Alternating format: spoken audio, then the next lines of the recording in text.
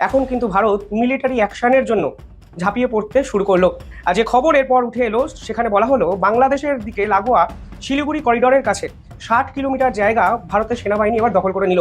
অর্থাৎ বাংলাদেশের দিকে ভারতের সেনাবাহিনী এবার একটু একটু করে অগ্রসর হতে শুরু করেছে, যা মোহাম্মদ ইউনূসের কাছে জোর ধাক্কা। তবে বাংলাদেশের অবস্থা ইরানের চেয়েও বিপজ্জনক হয়ে উঠবে। ভারত যে কোনো মুহূর্তে প্রিএম্পটিভ অ্যাটাক অর্থাৎ আগে ভাগেই একেবারে মূলে বিনাশ করে দেওয়ার জন্য অ্যাটাক করে দিতে পারে। এই মুহূর্তে ইউনূসের আসন খুবই নড়বড়ে।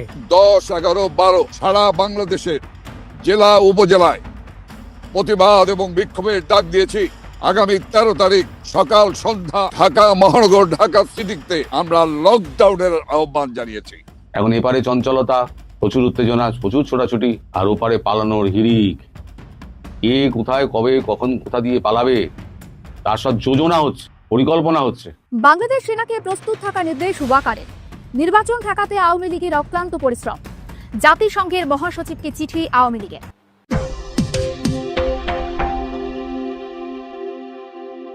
সম্মানিত দর্শক, আমাদের দেশের কি একটা অবস্থা হয়ে গেছে। আপনি কি প্রতিদিন দেশের খবর জানতে চান? তাহলে চ্যানেলটাকে অবশ্যই সাবস্ক্রাইব করবেন আর নিজেদের মন্তব্য ভিডিওর পিন কমেন্টে বলে আসতে পারেন। আর ভিডিওটা যদি ভালো লাগে তাহলে অবশ্যই ভিডিওটাতে একটা লাইক দিবেন। আর বেশি কথা না বাড়িয়ে আজকের যে মূল টপিকটা সেটা আমরা চলে যাই। তো চলুন স্ক্রিনের উপর ভিডিওটা দেখে নিই। 10, 11, 12 সারা বাংলাদেশের জেলা উপজেলায় প্রতিবাদ এবং বিক্ষোভের ডাক দিয়েছি। আগামী 13 তারিখ সকাল সন্ধ্যা ঢাকা মহানগর, ঢাকা সিটিতে আমরা লকডাউনের আহ্বান জানিয়েছি। লকডাউন ঘোষণা করেছেন, এটার সম্পর্কে একটু বলবেন নাকি?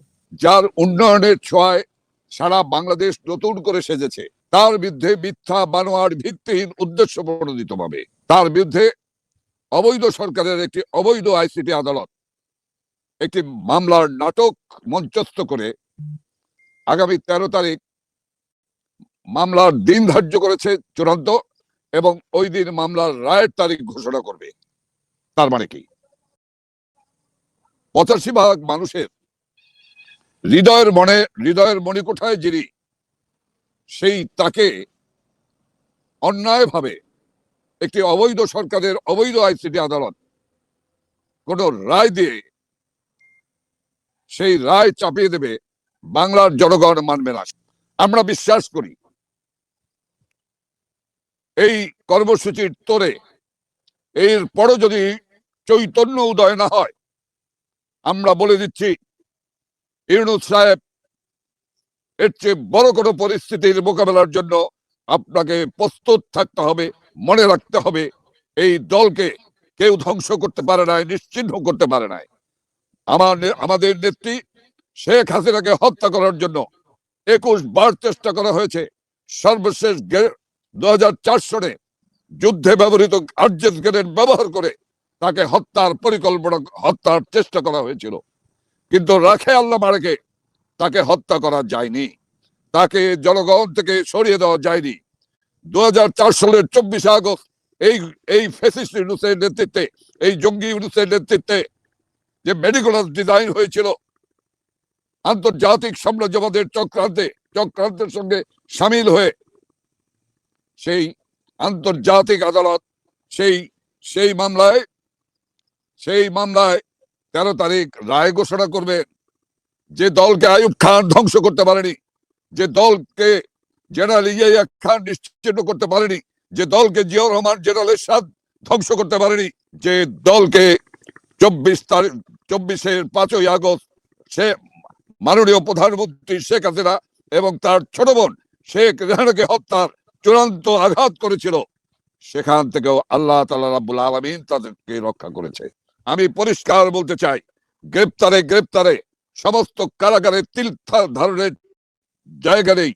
জেলখানায় যারা রয়েছে তাদেরকে শুনেছি, যারা কারাগার থেকে বেরিয়ে এসেছেন তাদের কাছে শুনেছি যে খাদ্যে বিষ প্রয়োগ করে হত্যা করে যাচ্ছে একের পর এক। কাজেই এই যাদের চরিত্র, তাদের সম্পর্কে আমি বলতে পারি যে আওয়ামী লীগ কঠোর আন্দোলনের মধ্য দিয়ে, কঠোর কর্মসূচির মধ্য দিয়ে এই লকডাউন, ঢাকা সিটি এবং সারা বাংলাদেশের জেলা উপজেলায় বিক্ষোভ, এরপরে আসবে অনেক বড় কর্মসূচি। আমার প্রশ্ন হচ্ছে যে 13 তারিখে যে লকডাউন, অনেক কর্মীরা এখানে মন্তব্য করছেন, তারা এ সম্পর্কে এখনো কোনো নির্দেশনা পায়নি। তার উপরে আপনি বললেন 10, 11, 12 3 দিন বিক্ষোভ কর্মসূচি রয়েছে পুরো দেশ। সারা দেশে জেলা উপজেলায়।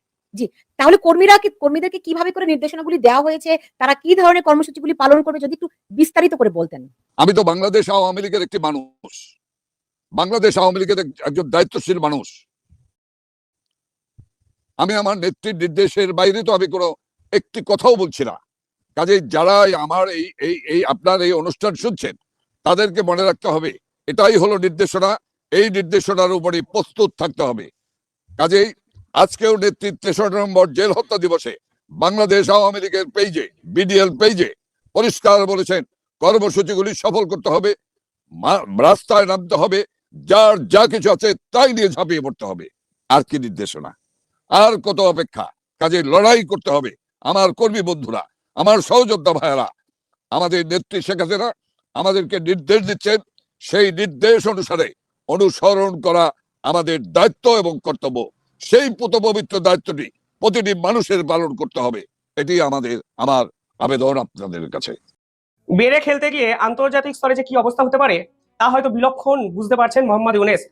প্রথম থেকেই দায়িত্ব নিয়ে তিনি ভারতের বিপক্ষে এমন কিছু উস্কানিমূলক কথাবার্তা বলেন, তার ফলে কিন্তু ভারত এই বাংলাদেশের পাশে তো ছিলই না, উল্টে এখন কিন্তু ভারত মিলিটারি অ্যাকশনের জন্য ঝাঁপিয়ে পড়তে শুরু করলো। ঐতিহাসিকভাবে এই প্রথমবারের জন্য ভারত কিন্তু বাংলাদেশে একদম কাছে গিয়ে 7 সিস্টার্স এবং বঙ্গোপসাগরে মিলিটারি এক্সারসাইজ করছে। আর যে খবর এরপর উঠে এলো সেখানে বলা হলো বাংলাদেশের দিকে লাগোয়া শিলিগুড়ি করিডোরের কাছে 60 কিলোমিটার জায়গা ভারতের সেনাবাহিনী এবার দখল করে নিল। নতুন করে ভারতের সঙ্গে মোহাম্মদ ইউনূসের কিন্তু সংঘাত চরম জায়গায় পৌঁছলো, এবং পার্টিকুলারলি এই জায়গাটিতেই মোহাম্মদ ইউনূস বারবার চাইনিজ মিলিটারিকে ইনভাইট করেছিলেন লালমনিরহাট এয়ারবেসে।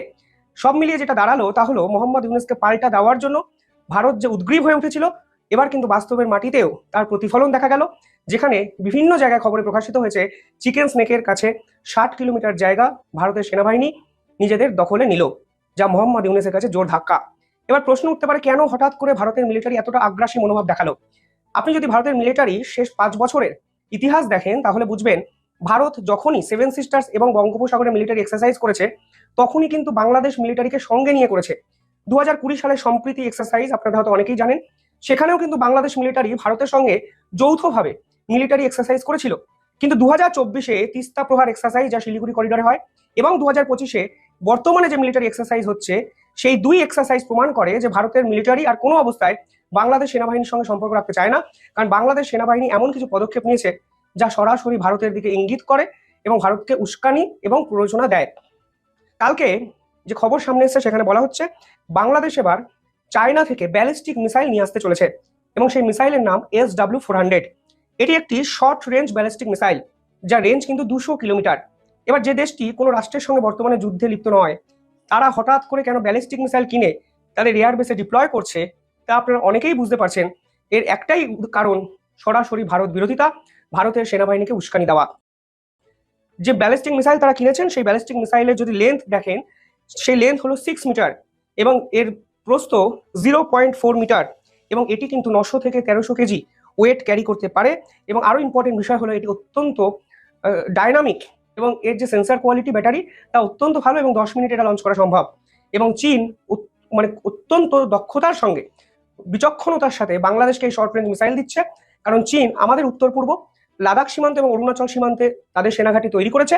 এমনকি 7 সিস্টার্সে এবার বাংলাদেশকে কাজে লাগিয়ে ভারতের সেনাবাহিনীকে প্রেসারে রাখার চেষ্টা করছে, যা আলটিমেটলি ভারতের সেনাবাহিনী কিন্তু পাল্টা অ্যাকশনে বুঝিয়ে দিয়েছে যে চীন এবং বাংলাদেশ কিংবা পাকিস্তান চেষ্টা করেও ভারতের 7 সিস্টার্স উত্তর পূর্ব কিংবা শিলিগুড়ি করিডোরে বিন্দু মাত্র আঁচড় কাটতে পারবে না। পাশাপাশি বাংলাদেশ থেকে যে খবর আসছে, দেখুন, অন্য দেশের প্রতি বিভিন্ন ধরনের অ্যাকশনের কথা যারা ভাবে আজকে তাদের ঘর পড়তে শুরু করেছে। সেখানে বলা হচ্ছে যে তেহরিকি তালিবান যে সংগঠন বর্তমানে পাকিস্তান সেনার বিপক্ষে একাধিক অ্যাকশন নিচ্ছে, সেই সংগঠন নাকি বাংলাদেশের সমাজের গ্রাউন্ড লেভেল থেকে রিক্রুটমেন্ট প্রসেস করতে শুরু করেছে। এবং দুদিন আগে পাকিস্তানের পেশোয়ারে যে বিস্ফোরণ হয়েছে, যে বিস্ফোরণে পাকিস্তান সেনাবাহিনীর কনভয় উড়ে গেছে, সেই বিস্ফোরণে তেহরিকি তালিবান যাদেরকে ব্যবহার করেছিল তাদের মধ্যে বাংলাদেশিরাও ছিল। আর এখন এই পার্টিকুলার জিনিসটি বাংলাদেশ সরকারের প্রধান মাথা ব্যথার কারণ। একদিকে তারা ভারত বিরোধিতা করতে চেয়ে তাদের দেশের ভিতরে হাফিজ সাইদের ডানাত ইনভাইট করছে, জেইডু শাখা প্রশাখা দেশ জুড়ে ছড়িয়ে দিচ্ছে, শিলিগুড়ি করিডোর 7 সিস্টার্সকে থ্রেট করার জন্য চায়না থেকে ব্যালিস্টিক মিসাইল কিনছে। অন্যদিকে তাদের ঘর পুড়েই তাদের দেশের সাধারণ নাগরিক, তাদের দেশের যুব সম্প্রদায় তেহরিকে তালিবানের হয়ে কাজ করে তাদের বন্ধু রাষ্ট্র পাকিস্তানের সেনাবাহিনীকে একের পর এক খতম করার প্ল্যানে লিপ্ত হয়ে গেছে। এক অদ্ভুত সমীকরণ। যাই হোক, ভারতের সেনাবাহিনী যে কিছু করছে তার ইঙ্গিত আমরা প্রতিদিনই পাচ্ছি। একদিন পেলাম আততায়ের গুলিতে লস্করি নেতা শেষ, এখন দেখলাম এক্সটার্নাল অ্যাফেয়ার্সের ভিতরে মানে ভয়ে লস্করের রাজনৈতিক সমাবেশ শেষ, আর কালকে রাতে যে খবর পেলাম তা তো সবকিছুকে ছাপিয়ে যায় যে মিলিটারি এক্সারসাইজ করতে করতে ভারতের সেনাবাহিনী এলওসি থেকে 38 থেকে 60 কিলোমিটার জায়গা ভারতের দখলে নিয়ে নিল। কি করবে মোহাম্মদ ইউনূস? এখন এপারে চঞ্চলতা, প্রচুর উত্তেজনা, প্রচুর ছোটাছুটি, আর ওপারে পালানোর হিড়িক। কে কোথায় কবে কখন কোথা দিয়ে পালাবে তার সব যোজনা হচ্ছে, পরিকল্পনা হচ্ছে। তো আলী রিয়াজ তো কোনো কথা বলেনি, সে এখন পালাতে পারলে বাঁচে। আজকে তার যাওয়ার কথা ছিল, সে আজকে যাচ্ছে না। এখানেই একজন রয়েছেন, এই ঐক্যমত্য কমিশনের এক রয়েছেন, মহাশয় রয়েছেন, তার বাড়িতে একটা নৈশভোজ আছে। সেই নৈশভোজটি তিনি অ্যাটেন্ড করবেন। অ্যাটেন্ড করে উনি কালকে এই 9টা সাড়ে 9টার দিকে রাত্রিবেলা উনি ফ্লাইট ধরে সোজা আমেরিকা। রইল ভোলা, তুললো ঝোলা, চললো ভোলা। ভোলা যা করার তো ভোলা করে দিয়েছে। সরকারের বেশ কয়েক কোটি টাকা খরচা করে জলাঞ্জলি দিয়ে তারপরে তিনি ঝোলা তুলে চলে যাচ্ছেন। তার কি দায়বদ্ধতা আছে? বাংলাদেশের প্রতি তার কোন দায়বদ্ধতা আছে? এখানে আবার আপনাদের খলিলুর রহমান, তিনি 9 তারিখ অথবা তিনি 10 তারিখ যাচ্ছেন। আরে এদের কি দুর্গতি! এক, আমেরিকা হাত তুলে নিয়েছে, তারপরে এদের যে এই অবস্থা, কান্নাকাটি ছুটে গেছে, দম ছুটে গেছে। এরা কি আমেরিকার ভরসাই করেছিল? ওই যে 7 সিস্টার নিয়ে নেবে, তারপর ভারতে 50 লক্ষ জেহাদি ঢোকাবে, অনেক কিছুই তো শুনলাম। মেরে পাট করে দেবে, উপযুক্ত জবাব দেবো, সব জবাব টবাব সব চলে গেছে। এখন সব পালানোর রাস্তা খুঁজছে। এ বলছে আমায় নিয়ে চলুন, ও বলছে আমার জন্য একটা রাস্তা বার করে দিন, ও বলছে আমার একটু ব্যাপারটা একটু দেখে দেবেন। এই তো চলছে এখন উপদেষ্টাদের মধ্যে। এখন 3 জন উপদেষ্টার কিন্তু এখনো জ্বর সারেনি, আর বাকি 5 জন যারা প্রেসে রয়েছেন তাদেরও পেট খারাপ এবং জ্বর। ডক্টর ইউনূসেরও জ্বর বহাল আছে। সেটা আমি বলেছি, সেটা ভয়ে হতে পারে, অথবা ঠান্ডা গরমেও লাগতে পারে, জ্বর হতে পারে। আজকে সকালে আবার একটা বৈঠক ছিল, ব্রিফিং করার কথা ছিল। সেটা হচ্ছে আমাদের ডক্টর ইউনূসের। তিনি ব্রিফিং করেননি। ব্রিফিং করতে গিয়ে এসেছিল, ব্রিফিং করতে এসেছিলেন আমাদের প্রফেসর সাহেব আসিফ নজরুল। শুকনো কেটো মুখে এক পাতা লেখা একটা বক্তৃতা, তার মধ্যে ঐক্যমত্য কমিশন সম্পর্কে উনি বলেছেন যে 7 দিন সময় দিলাম, এবার নেতারা বিভিন্ন দল তার নিজেদের মধ্যে ঐক্য করুক, ঐক্য করে আমাদের জানাক, না হলে পরে আমরা আমাদের মতো কাজ করব। উনি করে প্রশ্নের উত্তর দেননি। সব থেকে মজার ব্যাপার হলো ডাস্টবিন শফিক, যে এত লাফাতো, যে কথায় কথায় স্টেটমেন্টের একেবারে ফুলঝুরি ঝরাতো, তাকে দেখলাম মুখ কাঁচুমাচু করে। এখন টিভিতে একটা আমরা ভিডিও দেখছিলাম এখন টিভির, সেখানে দেখলাম তিনি মুখ কাঁচুমাচু করে একটা চোরের মতো একটা চেয়ারের কোণে বসে রয়েছেন চুপ করে। তার এই অবস্থা দেখে আমি বুঝলাম যে তিনি বেশ ভয়ের মধ্যে রয়েছেন। তার মুখ দিয়ে রাগ আসছেন না তিনি। গতকালকের ওই কান্নার রোল তার ভেতরে দমকে হয়তো উঠছে। তা ভাবছেন যে আমি কি পাপ করেছিলাম, যা যে সে আমি এই খানাগুলো পড়লাম। আমি এসে আজকে আমার আমও গেছে, আমার ছালাও গেছে, না থাকতে পারবো বিদেশে, না থাকতে পারবো দেশে। বিদেশে থাকলে কি হবে? আমি বলেছিলাম পৃথিবী আপনাদের কাছে ছোট হয়ে আসবে, ছোট হয়ে আসছে। আমার কথা তখন অনেকে তেতো লেগেছিল, সবাই বলেছিল গুজববাজ। এখন দেখুন যেখানে ডক্টর গিয়েছেন, আমাদের ইউনূস গিয়েছেন, সেখানে বিপদের মধ্যে পড়েছেন। তিনি নয় কোনো মতে বেঁচে বেরিয়েছেন। কিন্তু শফিকের কি হবে? একবার শফিককেও দেখেছিলাম, সেই শফিকের কি হাল হয়েছিল। ওরা যেখানেই যাক, পৃথিবীর যে প্রান্তে যাবে, আমি বলেছিলাম না, সেই প্রান্তে আওয়ামী লীগ এদেরকে তাড়া করবে, এদেরকে ছেড়ে কথা বলবে না। এই গেল তো দুটো। আজকে আর আমাদের ডক্টর ইউনূস কিন্তু আর সামনে টামনে আসেননি। তার বোধহয় কাঁপুনি একটু বেশিই দিচ্ছে, কারণ খবরের কাগজে বেরিয়েছে যে এপারে খুব রকম জবরদস্ত সমস্ত তোলপাড় হচ্ছে।